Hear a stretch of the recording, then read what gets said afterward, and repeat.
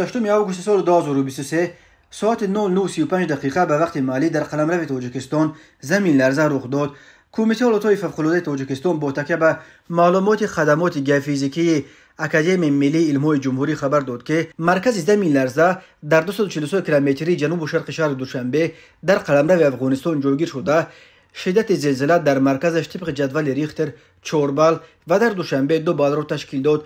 کمیته حالات فوق‌العاده تاجیکستان گفت این آفت طبیعی یگان خسارات به جا نگذاشته است. در همین حال بنا به اطلاع پایگاهی که زمین لرزه ها را در سراسر دنیا به صورت زنده پیگیری و ثبت میکند، مرکز زمین لرزه اخیر در 47 کیلومتری شرق مرکز ولسوالی یا نویه فرخور ولایت تخار افغانستان در نزدیکی مرز با تاجیکستان جایگیر شده بود. بنا به معلومات این پایگاه، شدت زلزله در مرکزش طبق جدول ریختر 4.8 بال را تشکیل داده است. تاجیکستان در یک منطقه زلزله خیز قاره آسیا جایگیر شده، هر سال در قلمروش صدها زمین جنبی ثبت می شود.